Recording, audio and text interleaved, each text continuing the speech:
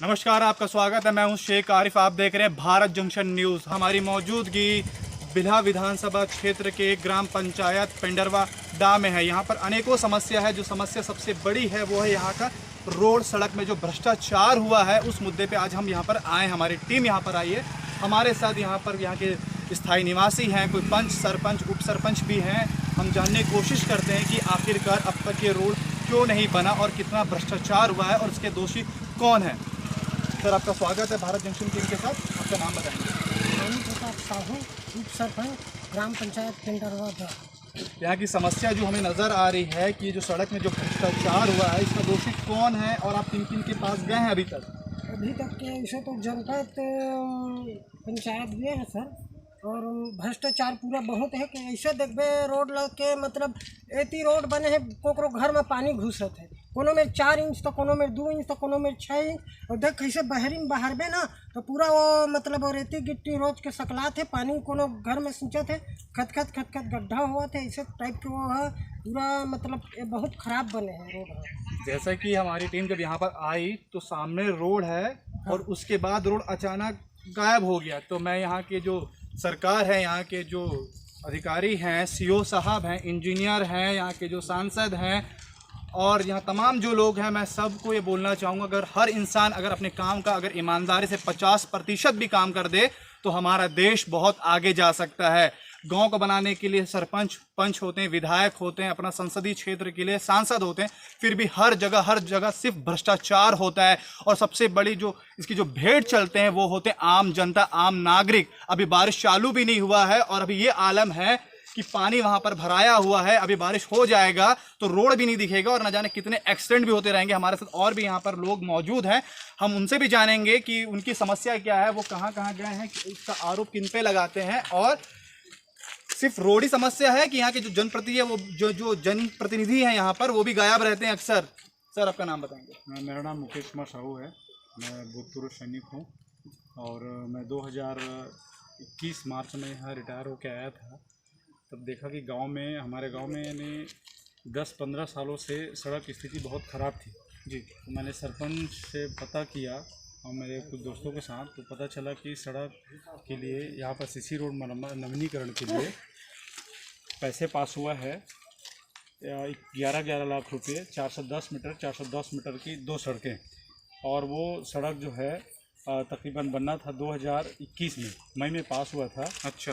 तो क्योंकि हमारे गांव में चुनाव हुआ था लास्ट ग्राम पंचायत का, तो वहाँ सरपंच कोई नहीं बना था, जिसकी वजह से कार्य करने के लिए भी यहाँ कोई प्रतिनिधि नहीं थे।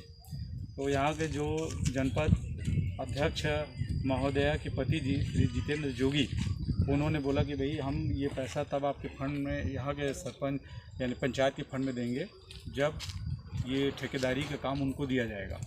तो गांव वालों ने फिर फैसला किया अगस्त 2021 में, ठीक है हम आपको ये काम देते हैं लेकिन काम को अच्छे तरीके से करना है।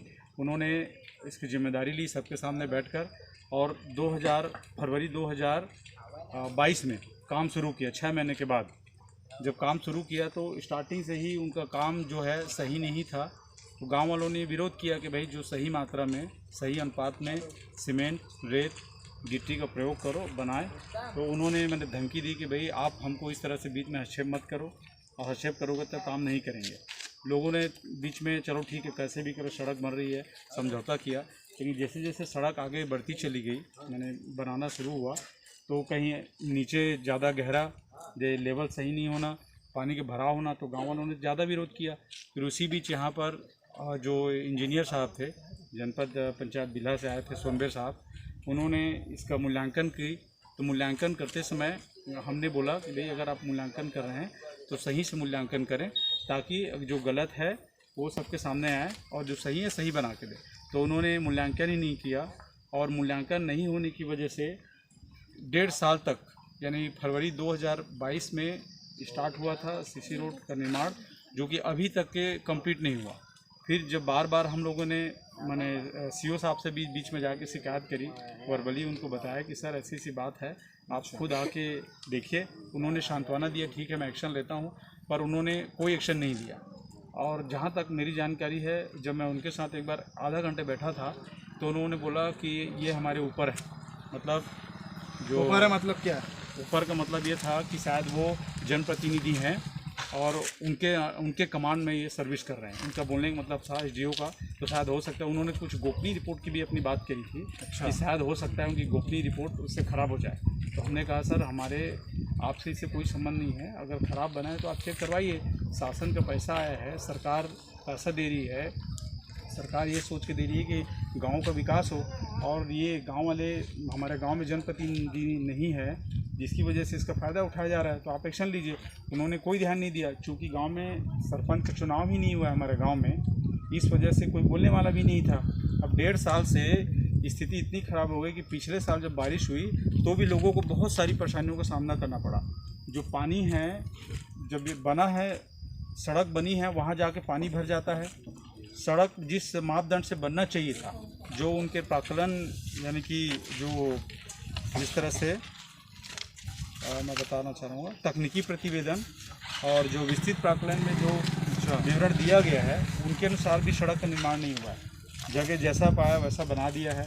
अब पिछले महीने जब 6 मई को हमारे गांव वालों ने आप मीडिया वालों को कुछ बताया कि भाई ठीक आगे एक बार कभी कवरेज करें, तो मीडिया वाले आए थे कुछ, उस टाइम इन्होंने शिकायत की थी। फिर बाद में 6 जून को गांव के कुछ प्रतिनिधि गए थे जनपद पंचायत में और वहाँ घेराव भी किया था। तो उन्होंने सांत्वना दी थी कि ठीक है हम भेजते हैं इंजीनियर। बीच में इंजीनियर साहब यहाँ आए भी थे, तो उन्होंने जो क्वालिटी का चेक नहीं किया, उन्होंने कितनी दूरी तक बना है सिर्फ उसकी चेक की। सीओ साहब, इंजीनियर साहब जो आए थे। अच्छा। क्योंकि रिपोर्ट अभी तक तो उनको प्रस्तुत हुई नहीं है, और सीओ साहब को इतना बताने के बावजूद भी सीओ साहब अभी तक के यहाँ मतलब चेक करने नहीं आए। और सबसे बड़ी चीज़ ये है कि जब भी हम उस ठेकेदार से बात करते हैं कि आप सड़क कब बनाएंगे, तो वो यही कहता है कि मैं कल बनाऊंगा। वो कल 1 साल से हो रहा है, वो कल अभी आया ही नहीं है।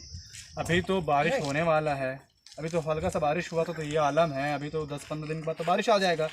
तो आप लोगों के पास तो वैसे भी समय नहीं है, तो क्या सोचें अगर आपके यहाँ के विधायक, सांसद या जो भी जनप्रतिनिधि हैं, जो भी यहाँ के सरपंच हैं, अगर वो ये काम को नहीं बनाते हैं, पूर्ण रूप से नहीं संचालित करते हैं, तो क्या करेंगे? अगला आप कदम क्या होगा आपका? सर हम तो नेशनल हाईवे 130 पे आंदोलन करेंगे, और इस बात की जानकारी एक बार हम जनपद मैंने सीओ साहब जिला पंचायत बिलासपुर और कलेक्टर महोदय को देंगे, सभी मीडिया को। उसके बाद एक दिन घेराव जरूर करेंगे सर, हम चक्का जाम करेंगे।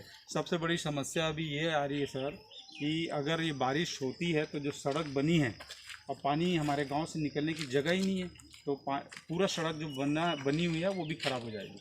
और अभी कई लोग इस साल 1 साल के दौरान कई लोग इस सड़क में गिरे हैं।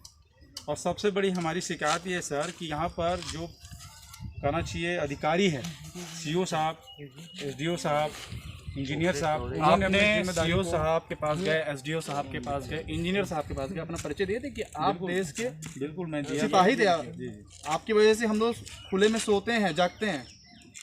ज़रा सोचिए इस देश का क्या आलम होगा जहाँ पर देश में जो सिपाही हैं, हमारे बड़े भाई हैं, वो देश की रक्षा के लिए फ़ौज पे जाते हैं और सरहद में तैनात होते हैं। और किसके लिए करते हैं ये? हमारा आपके लिए। जब इनकी ही बात नहीं सुनी जा रही है तो ज़रा सोचिए कि आम जनता का क्या होगा। मुझे बहुत दुख है यहाँ के जो जनप्रतिनिधि हैं, यहाँ के जो इंजीनियर हैं, यहाँ जो भी हैं, जो भी इस भ्रष्टाचार में शामिल है, जो भी ये काम नहीं उसमें शामिल है, कान खोल के सुन लो। ये फ़ौज में थे, ये आर्मी में थे, इनकी तो इज्जत कर लो। ये ग्रामीणों की तो इज्जत कर लो जिन्होंने आपको वोट दिया है। जब ये लोग आपको जिता सकते हैं तो यही लोग आपको हरा भी सकते हैं और वापस इस मिट्टी में भी रख सकते हैं जहाँ से आप उठ के आगे बढ़े हो। याद रखिएगा। मेरे साथ और भी लोग हैं यहाँ पर, मैं उनसे भी पूछना चाहूँगा, पर निवासी या ग्रामीण है, उनसे भी जानेंगे कि उनका दर्द क्या है। सर बताएंगे। मेरा नाम कुमार निर्मलकर है। 6 जून की करीब 7:30 बजे रात को मैं आते रहे हूँ बिल्हा ले, तो आते रहे हूँ तो ये सामने मैं गड्ढा में मोर गाड़ी स्लिप होके गिर गई। और जब गिरी से तो मैं चले की स्थिति में नहीं रहे हूँ, 2-4 आदमी आई, आग उठाई, तो मैं बोले मोर पैर टूट गए लगा था यार ऐसे करके। तो उसके बाद जब मैं डॉक्टर के पास गया तो डॉक्टर बोली चेक करी तो बोली कि लिगामेंट टूटे है, तो हड्डी है नहीं टूटे है ऐसे करके। अभी भी मैं चल नहीं पाता हूँ। ये मोर पैर के एक कच्चा पट्टी है, ये सब यही रोड के नाम से मैं गिरे हूँ। आए दिन यहाँ कुछ न कुछ घटना होता रहता है, कभी कोई महिलाएं, कभी कोई बच्चे, कभी कोई बुजुर्ग। आप सोच सकते हैं कि गड्ढा इतना ज़्यादा है और थोड़ा सा बरसात में ही हुआ है और गाड़ी आने में इतना समस्या है, फिर भी किसी नेता का या अधिकारी का अभी तक आँख नहीं खुला, शायद खुलेगा भी नहीं, क्योंकि भ्रष्टाचार इनके अंदर इतना दब गया है कि ईमानदारी इनको नज़र नहीं आती। हमारे साथ कुछ महिलाएं भी हैं, इनकी स्थिति तो और भी ख़राब होगी, इनसे भी जानते हैं कि आखिर क्या समस्या है, क्या बोलना चाहेंगे और कौन काम नहीं करा रहा है। हमारा पहुनारी से महिलाएं ते है गिर गई डबरा में। अच्छा, और रोड हाथ बनबे नहीं करते तो अजी मत ये तरह है तो पानी गिरी तब कौन तरह हो कोई नहीं जा सका डबरा में गिरी छ सब आए तो ओला बनाना चाहिए रोड ला। आप सबसे मेरा सवाल है, आप सबसे भाई माता जी इधर आ जाइए, क्या आप अपने सरपंच से, क्या आप इंजीनियर से, आप यहाँ के जो अधिकारी हैं उनसे, यहाँ के जो ग्राम पंचायत के जो अध्यक्ष हैं उनसे खुश हैं काम से? नहीं, बिल्कुल नहीं है। कोई खुश नहीं है? हम यहाँ के नेता से भी खुश नहीं हैं, क्योंकि ऐसे लोगों को चुनाव के समय वोट मत दीजिएगा। नहीं दे मैं ये फेवर नहीं कर रहा हूँ कि आप वोट मत दो, आपका अधिकार है वोट दो, पर ऐसे नेताओं को वोट मत दो।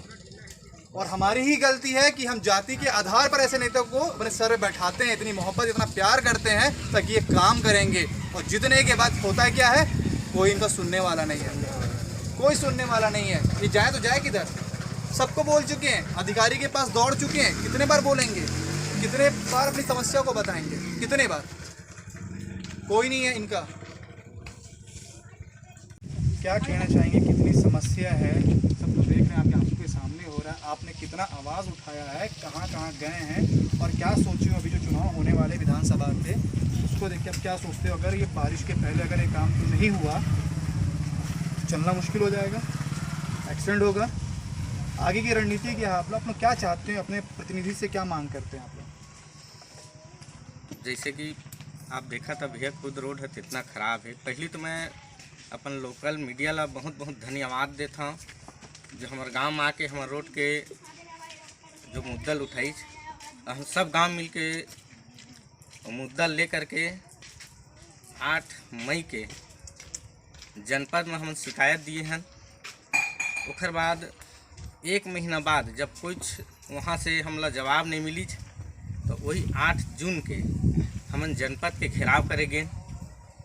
वहाँ से भी हमला लगभग 20-25 दिन के बाद हमला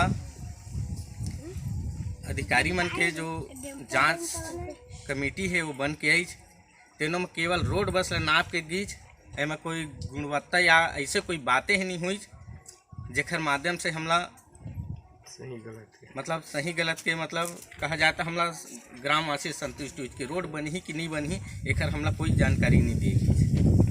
तो आप लोगों ने घेराव किया, इसके बाद भी कोई सिर्फ आश्वासन मिला होगा? केवल आश्वासन, कुछ और नहीं। उसके बाद कोई अधिकारी नहीं आए होंगे इस गांव में, कोई इंजीनियर नहीं आए होंगे, कोई यहाँ के जनप्रतिनिधि नहीं आए होंगे। अगला क्या सोचो, अगला क्या करोगे? भैया हम तो अगला सीधा जिला घेराव करे पर हम पूरा ग्रामवासी मजबूर हैं। Collector office? बिल्कुल बिल्कुल, कलेक्टर ऑफिस घेरे पर मजबूर हैं। काबर की अगर थोड़ा से भी अभी देखें कि रात में पानी गिरी से अभी इतना कीचड़ हो गए है कि चलना दुभर हो गए हैं, और पूरा बरसात अभी बाकी है। अगर ये स्थिति रही तो बिल्कुल हम तो जिला घेराव करबो, यहाँ तो चलना बहुत मुश्किल हो जाए, पैदल भी चलना बहुत मुश्किल हो जाए। अभी चुनाव होने वाले हैं, क्या बोलोगे? बिल्कुल हम तो चुनाव के बहिष्कार करबो भैया। काबर कि हम जब से देखा था आज है मतलब लगभग 2 महीना पूर्ण हो जाए, ना तो हमार विधायक यहाँ देखे बर आए, पूरा कहा जाए तो मीडिया के माध्यम से बिल्कुल वहाँ तक बात पहुँच गई हुई, और ना ही और विपक्ष भी कोई व्यक्ति नहीं आया है कि हमारे गांव के हाल चाल जान सके। केवल वन वोट लूटे बर आते, हमार तकलीफ दूर करे बर, तकलीफ जाने बर नहीं आवा। तो इस बार क्या चुनाव के समय बहिष्कार करोगे? बिल्कुल चुनाव का था बिल्कुल बहिष्कार करेंगे। देखिए, मैं एक पत्रकार होने के नाते इस चीज़ का समर्थन नहीं करूंगा कि आप चुनाव का बहिष्कार करें। हाँ, नोटा आपका अधिकार है, उस पर आप करेंगे, उसमें मुझे कोई शिकायत नहीं है। पर बहिष्कार मत कीजिए। अगर आपको नहीं, किसी भी प्रतिनिधि से आपको नहीं लगता है कि वो आपके विकास करे, आपके क्षेत्र का विकास कर पाया है, तो आप बल्कि नोटा दबाइए। पर मैं बहिष्कार का समर्थन में मैं कतई नहीं हूँ, क्योंकि मैं खुद एक पत्रकार हूँ और इलेक्शन कमीशन ने जो ऑप्शन दिया है, जो विकल्प दिया, आप उसके अनुरूप चलिए। बहिष्कार का कहीं ऑप्शन विकल्प नहीं होता है। आपको नोटा में दबाना, आप नोटा में दबाइए, बिल्कुल दबाइए, वो आपका हक है। आप उस चीज़ के लिए स्वतंत्र हो। यही लोकतंत्र है और यही लोकतंत्र होना भी चाहिए कि हर व्यक्ति की विशेष की आज़ादी होनी चाहिए, अपनी बात रखने की होनी चाहिए। अगर कोई इंसान किसी नेता को नेता बना सकता है तो वही इंसान उस नेता को वापस से एक आम इंसान भी बना सकता है। धन्यवाद। जय हिंद।